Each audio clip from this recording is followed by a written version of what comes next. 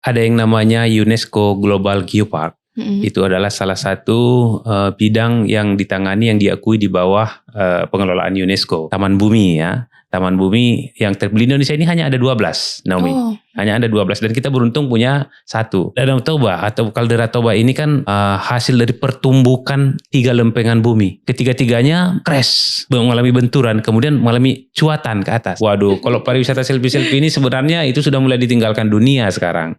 Karena pariwisata selfie-selfie ini sering justru menciptakan masalah. Orang datang hanya untuk selfie, tidak berbelanja, tidak menambah pengetahuan, kemudian pulang meninggalkan sampah.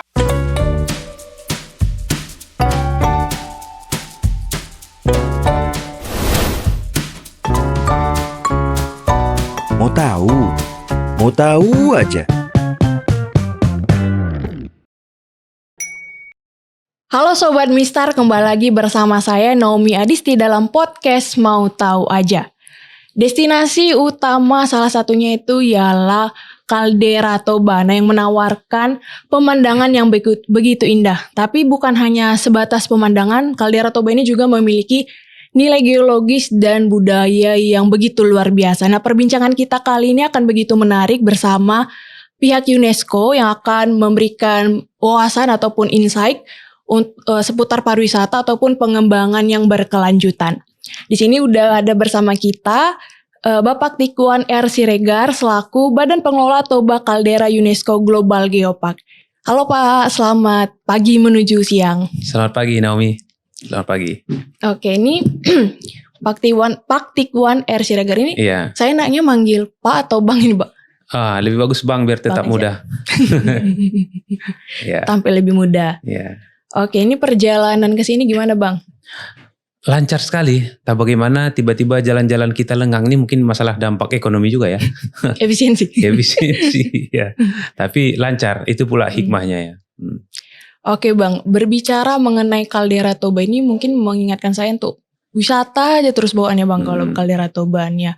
Dan seperti kita tahu juga Kaldera Toba ini salah satu masuk situs utama global ke UNESCO. Itu kenapa yang membuat Kaldera Toba ini bisa masuk ke situs tersebut Bang? Apakah ada indikator tertentunya kalau secara UNESCO? Ya, jadi ada yang namanya UNESCO Global Geopark. Itu adalah salah satu bidang yang ditangani, yang diakui di bawah pengelolaan UNESCO yang berkonsentrasi pada urusan-urusan geologis, artinya kebumian ya. Jadi Danau Toba seperti kita ketahui adalah produk dari suatu letusan yang dahsyat sebanyak 4 kali atau 4 major tuff ya, atau 4 letusan yang kemudian menyingkap, membawa lapisan dasar bumi ke bagian permukaan. Nah, peristiwa ini dapat kita lihat dengan jelas di kawasan Toba yang sebenarnya itu adalah sebuah kaldera dari produk letusan 4 tadi itu. Jadi selama ini kita selalu berpikir tentang Danau Toba ya. Nah, kalau ke sana pasti Danau Toba main air habis gitu. Sebenarnya kalau kita perluas dan kita pahami lebih jauh dan lebih komprehensif, kalau kita melihat itu sebagai kaldera, maka kita akan melihat berbagai atraksi baru seperti bebatuannya, kemudian biodiversitasnya, kemudian kebudayaan yang berkembang di sekitarnya. Dan danau adalah salah satu dari bagian kaldera ini, karena ketika kaldera terbentuk, maka kemudian air terkumpul di atasnya, maka jadilah danau. Jadi danau itu sendiri adalah gejala dari sebuah kaldera gitu. Berarti hasilnya? Hasil dari proses kaldera itu gitu. Oke, kalau dari, ini kan menarik nih kan ya Bang, kalau misalnya dari UNESCO sendiri yang menjadi indikatornya seperti apa Bang? Ya, UNESCO biasanya mengenal apa yang disebut dengan the outstanding values ya, ataupun nilai-nilai yang luar biasa dari suatu tempat yang membuat dia menjadi layak ditetapkan sebagai salah satu jaringan geologi global ataupun UNESCO Global Geopark, Taman Bumi ya. Taman Bumi yang di Indonesia ini hanya ada 12, Naomi. Hanya ada 12 dan kita beruntung punya satu. Selain kita di Sumatera itu ada Merangin Jambi, kemudian ada Belitung. Nah, Merangin Jambi khas dengan biodiversitas dan fosil-fosil yang ditemukan di sana yang luar biasa. Nah, kita sangat khas dengan peristiwa letusan ini. Karena Danau Toba atau Kaldera Toba ini kan hasil dari pertumbukan 3 lempengan bumi. Ketiga-tiganya crash, bertemu, mengalami benturan, kemudian mengalami cuatan ke atas, membentuk gunung, lalu kemudian energi magma di bawahnya mendorong dan jadilah peristiwa vulkanik. Jadi ada 2 peristiwa di sini, peristiwa tektonik, jadi pertumbukan lempeng-lempeng bumi, lalu kemudian disusul dengan peristiwa vulkanik yaitu letusan yang disebabkan oleh tekanan magma. Nah, ini tentu menjadi sesuatu yang luar biasa karena di atas letusan ini tumbuhlah vegetasi ataupun keanekaragaman hayati yang khas di daerah pegunungan dan di bekas letusan. Nah, kemudian kita dalam penelitian-penelitian yang dilakukan selanjutnya ditemukan beberapa tanaman yang sangat endemik. Endemik ini artinya dia tumbuh di sana dan sulit ditemukan di tempat yang lain. Nah, mungkin Naomi pernah mendengar misalnya andaliman ya. Andaliman itu tumbuh di hanya beberapa tempat saja di dunia. Yang tempat lain yang kita ketahui kemudian di Cina, makanya mereka sebut Sichuan pepper namanya dalam istilah lokal mereka kan. Dan kita menyebutnya andaliman. Nah, ini salah satu values, salah satu nilai yang dimiliki oleh Caldera toba. Kemudian kita juga memiliki satu jenis tanaman yang namanya Taxus sumatrana. Orang-orang mungkin jarang mendengar ini. Iya, saya juga ini baru kali ini, Bang. Ya, Taxus sumatrana ini. Taxus itu artinya sejenis pinus, tapi dia ada satu jenis yang hanya tumbuh di Sumatera. Dan itu ditemukan di Caldera toba. Nah, beberapa penelitian menyebutkan bahwa Taxus sumatrana ini memiliki manfaat yang luar biasa untuk healing. Sekarang kan orang-orang sedang gandrung dalam pariwisata itu wellness tourism ya. Bagaimana melakukan perjalanan untuk mendapatkan kehidupan yang cara hidup ataupun manfaat kesehatan yang lebih baik gitu ya. Jadi orang-orang biasanya pergi ke hutan, kemudian mendapatkan manfaatnya dari sana dan duduk di bawah sebatang Taxus sumatrana itu ternyata memberikan banyak manfaat untuk pemulihan sel-sel dan kesehatan bagi orang-orang yang bisa menemukan pohon itu gitu. Nah, ini adalah salah satu values juga bagi Caldera toba bahwa dia memiliki sesuatu yang tidak ditemukan di tempat lain, yang tentu akan kemudian meningkatkan minat kunjungan ya, yang apabila tentu kita dapat kemas dan jual dengan cara yang baik gitu. Oke, berarti dari UNESCO sendiri melihat misalnya ini banyak yang menarik tapi yang mengambil yang benar-benar unik gitu ya Bang ya. Ya, namanya outstanding values, yaitu nilai-nilai yang luar biasa, tidak biasa gitu. Sambung lagi tadi dari aspek kebudayaan ya kan. Jadi di Caldera toba ini juga berkembang kebudayaan yang beraneka ragam juga yang kita kenal dengan kebudayaan Batak. Jadi di sana itu sebenarnya tidak homogen. Orang Humbang berbeda dengan orang Silindung berbeda dengan orang Samosir misalnya. Jadi itu semua menciptakan satu kekayaan budaya, keragaman budaya dan produk-produk budaya yang sangat khas juga hanya ditemukan di sana gitu. Jadi ini juga menjadi nilai jual apabila dikaitkan dengan pariwisata tadi gitu. Oke Bang, ini ada menarik juga Bang. Ini kita kesampingkan sedikit mengenai pembahasan Caldera toba. Nah, kalau melihat secara langsungnya pekerjaannya dari UNESCO ini seperti apa Bang? Sekaligus menginformasikan juga kan? Baik. Jadi sering orang menyebutkan bahwa Caldera toba yang berada di bawah supervisi UNESCO itu selalu kaitan eratnya dengan pariwisata. Sebenarnya kalau kita lihat lembaga ini ya, lembaga UNESCO, dia concern terhadap 3 hal, yaitu edukasi, scientific, dan kemudian culture. Itu kan organisasi yang mengurusi 3 hal itu. Oleh karena itu pendekatan kita pun dalam hal mengelola Caldera toba juga tidak jauh-jauh dari situ. Jadi kita sebenarnya mengelola agar Caldera toba ini bisa memberikan fungsi edukasi. Kita mengedukasi masyarakat, mereka menjadi mengetahui apa sesungguhnya yang ada di sekeliling mereka, kekayaan apa yang mereka punya, dan kemudian nilai-nilai apa yang dapat mereka pakai untuk melanjutkan hidupnya kan gitu kan. Lalu kemudian dilakukanlah kemudian susulan penelitian-penelitian di sana saintifik agar semua penjelasan itu menjadi ilmiah. Bukan lagi penjelasan-penjelasan mitologi. Selama ini kan orang Toba berasal dari mana? Dari Pusuk Buhit katanya kan. Nah, dia itu dipercayai saja begitu. Nah, itu tidak masalah karena setiap masyarakat tentu ingin menjelaskan dirinya dengan cara tertentu. Itu disebut mitologi. Nah, dengan adanya kita UNESCO, kita ingin memperkaya itu dengan penjelasan ilmiah. Artinya dilakukan dengan suatu metodologi penelitian dan hasilnya menjadi ilmiah gitu. Lalu kemudian culture. kita mengetahui bahwa setiap kebudayaan yang tumbuh di satu tempat, dia itu sudah pasti mengalami suatu proses adaptasi dengan lingkungannya kan, sehingga dia bisa hidup secara berkelanjutan, tidak merusak lingkungan juga menjaga dia. Nah, disinilah kemudian kita perlu mengkaji ataupun menjamin keberlanjutan kebudayaan di sekitarnya agar mereka lah yang akan menjaga lingkungannya untuk diwariskan kelak. Sebenarnya urusan dari UNESCO tidak akan pernah keluar dari situ gitu. Nah. Jadi sejauh ini Bang, dengan hadirnya UNESCO, pertumbuhan ataupun perkembangan di daerah tersebut seperti apa Bang? Ya, UNESCO kebetulan tidak mengukur itu ya, tidak memiliki parameter itu dan tidak concern terhadap itu. Jadi kalaupun kita ingin mencari apa Key Performance Index dari UNESCO ketika bergerak di satu lokasi itu adalah apakah sudah dilakukan edukasi terhadap masyarakat. Apakah masyarakat sudah memahami tentang lingkungan mereka, tentang kaldera. Misalnya karena kita proyeknya adalah Kaldera Toba, apakah masyarakat sudah teredukasi apa itu sebenarnya Kaldera Toba? Kalau belum berarti kegiatannya gagal kan gitu kan. Lalu kemudian dalam soal keanekaragaman hayati, apakah mereka sudah menyadarinya dan melindunginya? Nah, jadi pertanyaannya di situ.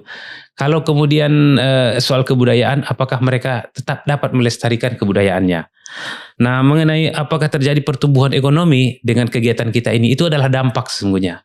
Mudah-mudahan dengan kegiatan ini ketika kita menjaga alam, ketika kita menjaga ekosistem, ketika kita membuat keberlanjutan dan pemberdayaan masyarakat, misalnya mereka dapat menyediakan homestay yang diselenggarakan oleh masyarakat, ya kan, menyediakan rumahnya menjadi tempat menginap gitu.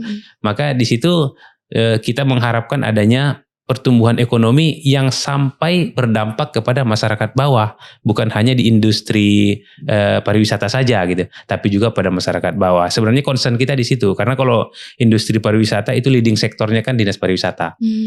Kemudian kita hanya concern terhadap edukasi seperti tadi itu, edukasi scientific dan culture. Nah itu.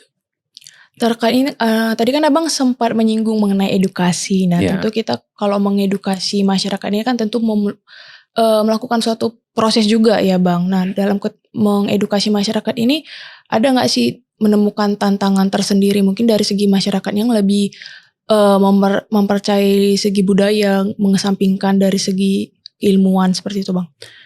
Iya, tentu untuk edukasi kita harus melakukan kerjasama dengan simpul-simpul yang berkaitan dengan pendidikan ya. Sejauh ini kita membuat kerjasama dengan dinas pendidikan dan mereka sangat gembira untuk ikut memasukkan masalah Kaldera Toba ini dalam pendidikan lokal gitu ataupun kurikulum lokal.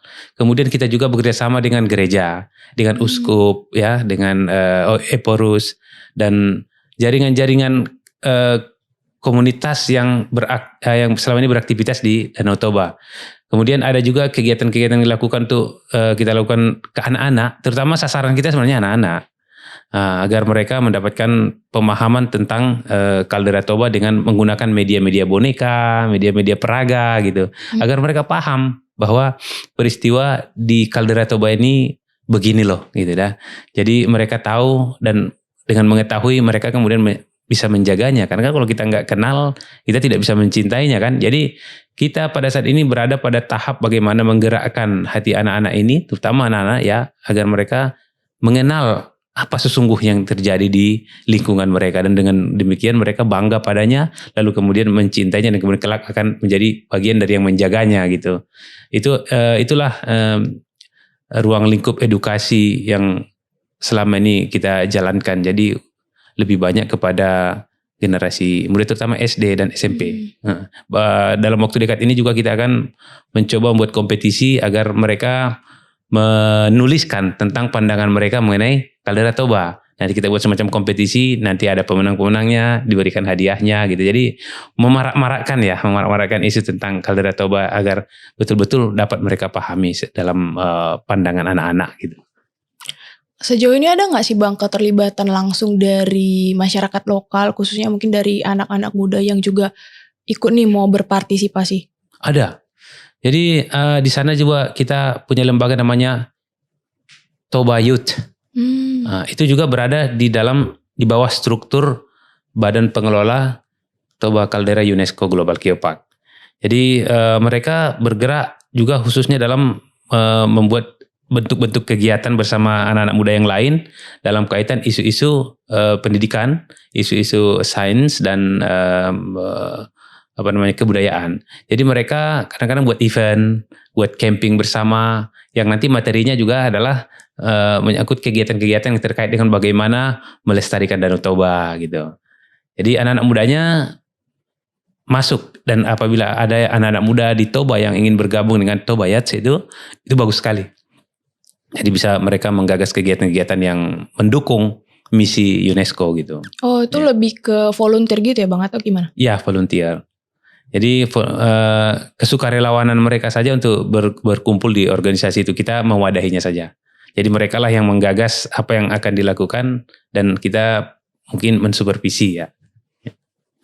Ini kan kaldera Toba ini kan bukan hanya katakanlah paling wow di Indo, tapi kan udah masuk ke luar negeri nih Bang atau mancanegara. Nah, dari turis sendiri pasti udah banyak dong kunjungan ya kan Bang? Ya, dari segi materi sebenarnya Toba ini ataupun kaldera Toba ini memiliki satu keistimewaan karena dia adalah peristiwa letusan terbesar dan terdahsyat di dunia yang bahkan mengubah suatu masa keadaan global. Semburannya ini materi letusannya itu sampai ke Afrika, sampai ke Cina dan sampai sekarang masih ditemukan di sana. Jadi kalau kita di Afrika, misalnya kan di Afrika Selatan, mereka menemukan satu lapisan tanah yang mereka tidak bisa jelaskan ini tanah ini berasal dari mana gitu. Ternyata setelah diteliti, kemudian secara teoritis mereka menemukan bahwa itu adalah hasil dari letusan Toba sekitar 74.000 tahun yang lalu. Dan itu membentuk lapisan tertentu dalam lapisan-lapisan bumi mereka. Nah, ini artinya kan nilai dari peristiwa vulkanik Toba ini sangat global. Dia mengubah dunia dan secara teoritis juga dikatakan oleh para ilmuwan sempat membuat matahari tidak dapat dilihat selama 6 bulan. Itu apa artinya Naomi? Kalau kita tidak memiliki matahari selama 6 bulan, maka proses fotosintesis tanaman-tanaman akan gagal. Nah, kalau gagal, sumber makanan dari mana? Kita mau makan apa gitu? Ya kan, itu kan sangat berdampak ya. Dan bahkan ada teori-teori ya, mungkin masih sedikit spekulatif tapi masuk akal. Itu juga yang kemudian katanya menyebabkan punahnya beberapa hewan besar pada zaman Jurassic Park gitu ya. Tapi itu perlu diuji lagi teori itu dan dilakukan penelitian terus-menerus. Karena gagal mendapatkan sumber makanan karena akibat letusan itu. Gitu. Nah, ini suatu sejarah geologi yang nilainya tinggi sekali. Yang luar biasa. Luar biasa, sangat outstanding. Nah, kita tinggal bagaimana mengelolanya. Artinya sekarang ini memberikan informasi yang cukup mengenai hal itu. Memberikan panel-panel informasi di geosite-nya, kemudian membuat paket-paket pariwisata edukasi dengan membawa mereka ke tempat-tempat yang dimaksud. Nah, ini loh batunya yang tersingkap. Batu ini jenisnya ini, dan itu bisa dijelaskan semua secara geologis ya. Dan kemudian tahu nggak bahwa di sana seorang profesor geologi Pak Mozambik, dia menemukan satu fosil kerang di batu itu terperangkap. Di kerang yang diteliti sama dengan kerang yang ada di Tanjung Balai. Lalu kemudian dia menyimpulkan bahwa sebelum letusan ataupun sebelum peristiwa tektonik ini, sesungguhnya ini Danau Toba ini dulu adalah dasar laut gitu. Jadi begitu tinggi, ternyata dulunya adalah dasar laut. Nah, hal-hal ini kan menarik untuk dikaji dan anak-anak perlu tahu agar mereka bisa memahami bagaimana peristiwa-peristiwa bumi ini dan tentu lebih mencintainya dan tentu merawatnya gitu. Rahasia alam ini begitu luar biasa ya, luar Bang. biasa. Ini saya sempat tertarik Bang, tadi Abang sempat menyinggung bahwasanya ada paket edukasi. Nah, itu seperti apa Bang? Apakah kita ikut menjelajah atau gimana? Ya. Itulah yang sedang kita coba rangsang para travel agent, ya, para tour operator untuk menciptakan paket-paket itu. Kita sudah menyediakan geosite. Jadi kita di Danau Toba itu ada 16 geosite. 5 di Toba, 2 di Humbang Hasundutan, di Simalungun ada 2, di Samosir ada 5 atau 4 gitu ya. Kemudian di Karo ada 2 dan totalnya semua 16 geosite. Nah, di antara geosite ini sebenarnya memungkinkan untuk dilakukan satu perjalanan wisata dengan penjelasan ilmiah kepada anak-anak. Tentu dengan cara yang tepat dengan usia mereka masing-masing ya. Jadi mereka dibawa berjalan dari satu geosite ke geosite yang lain. Nanti malam pertama camping di sini, malam kedua camping di sini. Jadi mereka bisa mendapatkan penjelasan yang komprehensif tentang buminya ataupun geologinya. Mereka juga bisa mendapatkan penjelasan tentang keanekaragaman hayatinya. Lalu kemudian nanti di geosite yang lain dia bisa mendapatkan penjelasan tentang kebudayaannya. Itu yang kita harapkan tumbuh sebagai pariwisata yang bermanfaat gitu ya, bukan hanya pariwisata selfie-selfie. Waduh, kalau pariwisata selfie-selfie ini sebenarnya itu sudah mulai ditinggalkan dunia sekarang. Karena pariwisata selfie-selfie ini sering justru menciptakan masalah. Orang datang hanya untuk selfie, tidak berbelanja, tidak menambah pengetahuan, kemudian pulang meninggalkan sampah gitu kan. Nah, oleh karena itu kita ingin memperkaya dan memperkuat pariwisata di Kaldera Toba itu dengan menyediakan paket-paket tourism yang kayak gitu. Yang memberikan bobot pengetahuan, yang membuat anak-anak ini ketika pulang kemudian menyadari sesuatu hal yang baru, dan itu adalah keuntungan yang jelas gitu dalam tourism, bukan hanya menghabiskan uang. Ya, saya kira di situ peran kita nantinya itu. Ya. Kayaknya bukan anak-anak aja sih Bang, aku pun tertarik kayak gitu. Nah itu, ayo camping di Danau Toba kalau gitu. Terkait informasi lebih lanjutnya, ini kita bisa lihat di mana Bang, sekaligus menginformasikan ke masyarakat? Ya, baik, ada kita media-media yang kita punya sekarang ini antara lain kita punya medsos ya. Kemudian kita punya website ya, mungkin website lah yang dulu yang memang belum karena kami terus terang aja baru terpilih kan baru 1,5 bulan.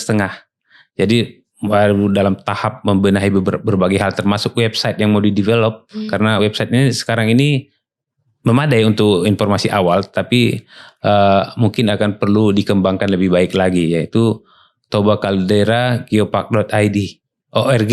Ya. Nah, silakan aja lihat di situ dulu, dan kalau mau tahu lebih lanjut bisa juga berkunjung ke kantor kita di Sekretariat BPTCUGGP di kampus Poltekpar ya, kampus Poltekpar Medan. Di Jalan Haji, ya Jalan Rumah Sakit Haji, ya. Jadi di sana kita punya banyak sumber informasi dalam bentuk outlet, dalam bentuk buku-buku, ada juga. Ya, dan contoh-contoh bebatuan yang kita ambil sampel-sampelnya dari Danau Toba, itu dari Kaldera Toba. Ini kalau berkunjung ke situ Bang, gratis kah atau dikenakan biaya? Jadi beberapa tempat dipungut retribusi oleh pemerintah setempat, pemerintah kabupaten ya, tapi kebanyakan tidak. Biasanya yang dipungut retribusi itu adalah tempat yang sudah difasilitasi dengan cara yang lebih baik gitu. Misalnya sudah ada fasilitas umum seperti toilet, sudah ada stall-stall, ya sudah ada fasilitas-fasilitas untuk camping gitu. Nah, itu yang dipungut. Tapi kalau yang tidak ada dipungut, biasanya bebas saja masuk. Sejauh ini ada pro kontra nggak sih Bang terkait pengembangan dan segala macam yang dilakukan UNESCO ini? Sejauh ini kita tidak mendapatkan penentangan ya. Semua pada prinsipnya setuju bahwa geopark ini dikembangkan. Cuma bagaimana pengelolaannya itu sering memang pasti ada yang menganggap ini kurang ini, kemudian ada yang menganggap lembaga ini kurang powerful untuk melakukan intervensi gitu ya. Jadi hanya menyangkut bagaimana dikelola, tetapi apakah itu penting? Semua menganggap itu penting. Setiap kabupaten yang kami datangi juga beberapa lama belakangan ini, setiap bupati mendukung penuh untuk pengembangan dan penguatan geopark di wilayahnya masing-masing. Kalau dari segi budaya Bang, pengembangan yang seperti apa yang seharusnya ini menjadi PR kita bersama? Ya, terutama masyarakat kan sudah memiliki kebudayaan itu ya. Kita tentu datang ke sana tidak dengan maksud untuk membuat kebudayaan yang baru. Nah, yang dapat kita lakukan adalah sesuatu kebudayaan itu dapat berkembang apabila lingkungannya mendukung. Contoh, salah satu produk budayanya orang Toba itu solu. Tahu solu kan? Naomi pasti tahu solu. Tahu nggak solu? Perahu kecil. Oh iya itu khas di sana. Yang pinisi itu ya. Ya, kenapa namanya di solu khas? Karena solu itu dibuat dari kayu yang utuh. Kalau di nelayan-nelayan pesisir tuh di laut itu kan dari papan yang dirakit ya. Tapi ini kayu yang utuh diukir, diambil, dikeruk bagian tengahnya, jadilah perahu kecil untuk sarana masyarakat setempat mencari ikan, memasang jaring, memancing dan sebagainya. Nah, solu ini dibuat dari sejenis kayu, ingul namanya, Yang apabila tidak ada kayu itu lagi, maka orang tidak punya kemampuan untuk membuat solu kan, maka terhentilah produk kebudayaan itu. Oleh karena itu apa yang bisa kita lakukan adalah melakukan konservasi. Apabila misalnya nanti tidak ada lagi, sudah sangat tipis, maka kita melakukan restorasi, menanam kembali gitu. Nah, kayu ingul harus tetap cukup di sekitar masyarakat agar mereka dapat melanjutkan kebudayaannya untuk membuat solu. Kebudayaan itu kan luas, namanya bukan hanya tari-tarian kan. Ya, kalau tarian-tarian kadang-kadang pun udah tinggal pertunjukan sebenarnya. Tapi itu menjadi sesuatu yang fungsional dalam kehidupan mereka. Karena itu berguna untuk mereka mencari ikan, misalnya. Kemudian mereka juga membuat produk-produk budaya berupa-rupa simbol seperti tongkat tunggal Panaluon. Ini kan mencerminkan simbol kebudayaan mereka kan, ada maknanya, ada penjelasannya. Ya, itu juga dibuat dari sejenis kayu yang khusus. Ya, kayu itu harus tetap ada. Kalau nggak ada kayu itu, terhentilah orang membuat tongkat tunggal Panaluon itu. Dan begitu seterusnya. Juga mereka membuat rumah dari ataupun kuburan dari batu. Jadi kalau misalnya batu ini tidak dilestarikan, tidak cukup bagi mereka atau dipakai untuk jalan, pemanfaatan ataupun eksploitasi yang berlebihan, maka mereka tidak punya sumber lagi untuk membuat kebudayaan, mengembangkan kebudayaannya untuk membuat kuburan yang seperti itu misalnya. Jadi sebenarnya lingkungan dan kebudayaan itu tidak bisa dipisahkan. Jadi kebudayaan hanya bisa berjalan apabila lingkungan dapat mendukungnya. Oleh karena itu concern kita agar kebudayaan ini tetap dapat berlanjut, maka lingkungannya harus dijaga. Misalnya ketika mereka membuat ulos, itu kan pewarnanya kan dari rumput-rumput sekitar. Nah kalau ini habis, mereka tidak bisa lagi membuat pewarna alami. Nah concern kita adalah mengkonservasi agar tanaman-tanaman yang berguna sejenis ini, pertama mereka tetap mengetahuinya, cara membuatnya juga tahu anak-anak itu. Itulah fungsi edukasi ya. Dan kemudian lingkungan ini harus tetap dijaga agar ketersediaan bahan baku untuk membuat pewarna alami itu tetap ada gitu. Sehingga mereka tetap bisa membuat ulos dengan cara yang lama. Tidak dengan cat-cat yang dibeli yang sebenarnya murahan ya. Tidak terlalu tinggi nilainya karena bukan berasal dari karya cipta dan pengetahuan mereka gitu. Nah itulah yang kita lakukan untuk mendukung kebudayaan. Menarik sekali sih Bang, karena jujur kalau saya pribadi mengenai pembuatan yang dari kayu-kayu itu sama sekali gak pernah ngeliat langsung Bang. Iya, nah itu. Sangat jarang. Kalau nanti bikin tour ke sana, perjalanan, itu bisa kita sediakan di mana tempat membuat itu. Nah, seperti itu. Jadi kita bisa menyaksikan bagaimana mereka melakukannya. Bagaimana mereka begitu canggih dan dengan menggunakan kemampuan pengetahuan lamanya itu menciptakan produk-produk budaya yang seperti itu. Itu apakah di satu perkampungan kayak gitu Bang atau memang menyeluruh? Dahulu semua tempat yang mencari ikan, yang warganya berprofesi cari ikan di danau, pasti akan membuat itu. Cuma kemudian beberapa tempat kan mengalami perubahan ya. Yang profesi mereka juga dulu di danau mungkin sudah jadi profesi yang lain. Bisa jadi berdagang, bisa jadi pegawai negeri gitu. Oleh karena itu kegiatan nelayan ataupun membuat solu itu menjadi berkurang atau tidak diketahui lagi sama anak-anaknya. Karena anak-anaknya merantau. Ya kan, ataupun sekolah, pengetahuan membuat solu itu dianggap kuno, akhirnya mereka tidak mewarisi pengetahuan itu. Nah, oleh karena itu di beberapa tempat hilang, tapi di beberapa tempat masih bertahan. Nah, itu yang mau kita pertahankan, kita konservasi agar proses pembuatan solu itu tetap dapat dilakukan dan diwarisi pengetahuannya oleh generasi seterusnya. Gitu. Berarti ada pemberdayaan juga ya Bang agar kebudayaan itu tetap menjadi warisan juga kepada muda. Itu harus dilakukan. Makanya dalam misi edukasi saintifik dan culture tadi itu yang kita lakukan adalah konservasi dan pemberdayaan masyarakat agar tercipta sustainability tourism. Jadi dia berkelanjutan, kebudayaan itu berkelanjutan, lingkungan juga berkelanjutan dan karena itu maka daya tarik pariwisata juga berkelanjutan gitu. Mengembangkan aspek SDGs juga berarti ya Bang? Persis, nah itu ada dalam poin-poin 17 SDGs ya betul. Bang ini kan tadi sempat ada menyinggung mengenai paket edukasi segala macamnya itu sistem booking kah atau gimana Bang? Soalnya saya tertarik, sangat tertarik malah. Iya, nanti bisa kita buat paketnya. Kita bisa ke badan pengelola langsung atau mitra kita yang menyediakan paket itu. Nah, jadi ada beberapa mitra nanti mereka memang kita berikan semacam pelatihan yang sifatnya memberikan peningkatan kemampuan bagi mereka untuk menjelaskan tentang kaldera.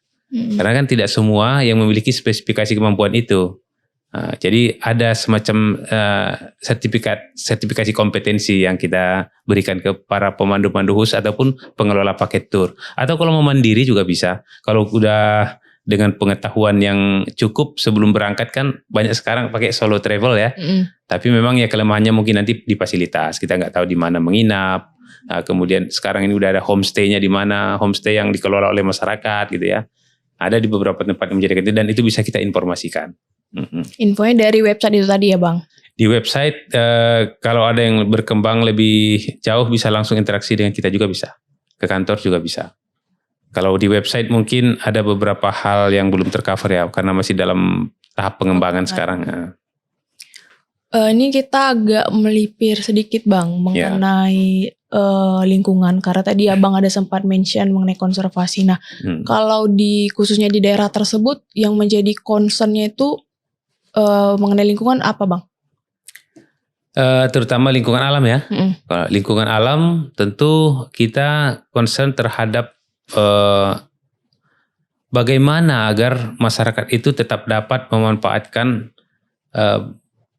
lingkungannya untuk mendukung kegiatan-kegiatan ekonomi dan memenuhi kebutuhan mereka. Terutama kita tahu kan di sana mereka bersawah ya. Tentu bersawah memerlukan air. Oleh karena itu sumber-sumber airnya harus dipelihara. Apa yang bisa mendukung sumber-sumber air dipelihara mungkin hutannya harus tetap terjaga. Dan kemudian mereka juga bertanam bawang ya. Bertanam bawang memerlukan juga beberapa teknik pertanian yang jangan sampai tergantung sekali dengan sistem kesuburan atau pemupukan dari luar. Sekarang ini di Samosir terutama sedang digalakkan bagaimana pertanian yang organik. Mereka dapat mengelola pupuknya sendiri dan itu berlanjut secara siklus gitu.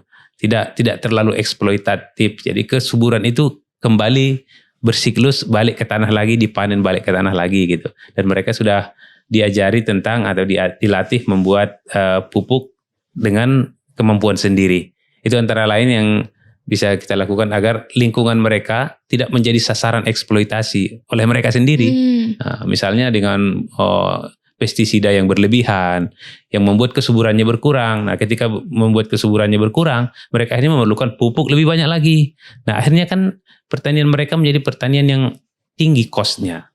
Jadi yang untung sebenarnya adalah pabrik pupuk kimia misalnya kan. Dan kita concern agar lingkungan mereka itu dapat memberikan keseimbangan dan memberikan manfaat yang sifatnya berkelanjutan terhadap kesuburan pertanian mereka. Gitu. Itu yang kita lakukan.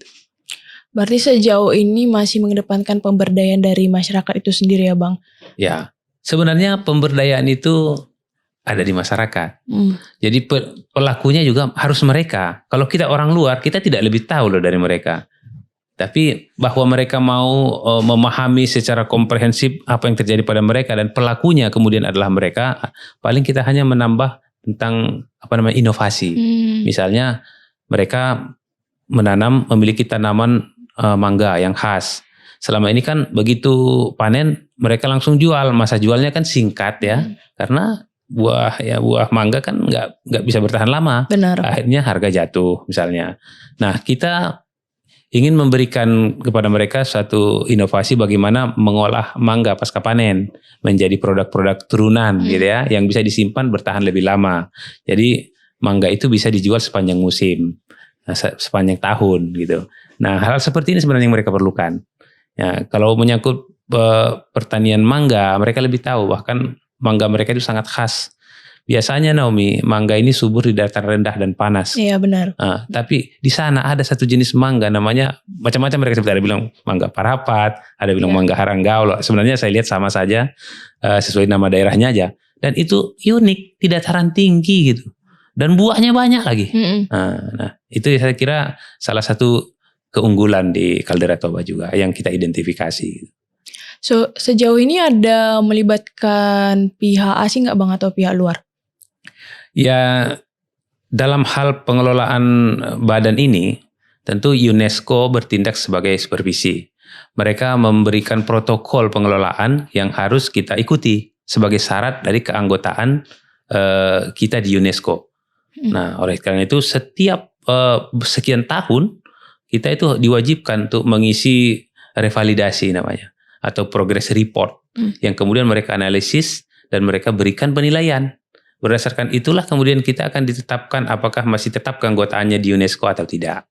Jadi campur tangan asing ada di situ. Selain itu tentu ada juga peneliti-peneliti asing. Misalnya yang meneliti dan memberikan teori dasar tentang kaldera Toba itu adalah Chesner. Nah, itu peneliti asing. Nah, sampai sekarang yang dipakai adalah teorinya. Dan banyak peneliti-peneliti luar juga yang berpartisipasi untuk menemukan hasil-hasil penelitian baru di kaldera Toba. Kita kerjasama dengan mereka. Dan saat ini juga masih berlangsung kerjasama penelitian itu di samping kampus-kampus kita sendiri ya. Seperti itu. Oh, kampus-kampus yang kayak gimana nih Bang? Ya, kampus-kampus yang ada di Sumatera Utara seperti Unimed, USU. Kita membuat MOU dengan mereka agar nanti dalam tugas-tugas akhir misalnya mahasiswanya mereka diarahkan ataupun diprioritaskan melakukan penelitian di kaldera Toba yang ada kaitannya dengan mungkin geologi, ekonomi, kreatif, dan kebudayaan gitu kan. Jadi sebenarnya luas lapangan penelitiannya di sana gitu. Berarti memungkinkan juga nggak sih Bang kayak generasi muda ini join bersama UNESCO? Sangat sebagai volunteer apalagi seperti Toba Youth gitu ya. Nah, saya kira itu sangat terbuka itu. Malah itu sangat diharapkan. Dari anak-anak muda tentu lebih dinamis ya, lebih banyak gagasannya, ide-ide untuk membuat sesuatu di kaldera Toba. Juga anak-anak muda ini jago sekali untuk memainkan medsos yang membuat penyadaran masyarakat itu lebih kencang ya. Saya kira bisa saja Naomi. Ya, silakan aja. Oke Bang, ini perbincangan kita udah cukup panjang ya Bang. Kita banyak hal yang kita perbincangkan dan semoga juga buat para pendengar ataupun masyarakat luas bisa mendapatkan insight baru dari perbincangan kita. Dan terakhir nih Bang, pesan ataupun harapan Abang kepada masyarakat. Ya, jadi kaldera Toba Geopark misinya tentang pendidikan, saintifik dan culture itu tidak bisa dilakukan oleh satu lembaga saja.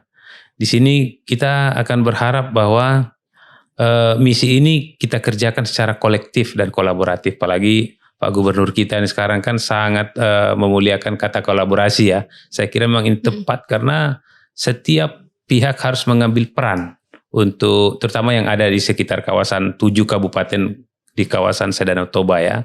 Jadi setiap pihak baik anak mudanya, orang tuanya, pelaku budaya, guru-guru terutama yang menjadi garda terdepan dalam penyadaran itu harus mengambil partisipasi dalam upaya mengelola, yang di sini mengelola kawasan kaldera Toba agar betul-betul pada akhirnya nanti dapat menjadi tempat yang menarik bagi turis, terutama nanti turis mancanegara yang memiliki bobot-bobot nilai-nilai yang mereka perlukan, yaitu ada nilai edukasinya, ada nilai ilmiahnya, dan kemudian ada kekayaan budayanya. Biasanya ketiga hal ini adalah daya tarik yang paling kuat bagi orang-orang untuk memutuskan melakukan perjalanan ke satu tempat. Benar. Ya karena kalau soal tempat aja yang panorama aja di mana-mana bagus, masing-masing sesuai keunikannya kan, tetapi manusia dan orang-orang yang ada di dalamnya itu membuat perbedaan.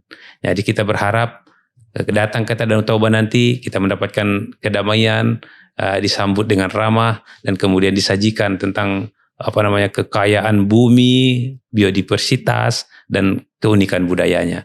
Jadi inilah tujuan kita bersama dan mudah-mudahan semua pihak dapat menyadari ini dan berpartisipasi untuk berada dalam barisan pemulihan bumi ini ya, pemulihan bumi dan penyejahteraan masyarakat.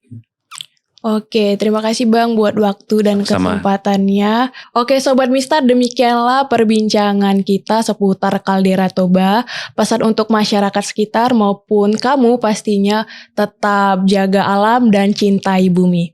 Tetap kepo, tetap tahu, see ya! Mau tahu? Mau tahu aja.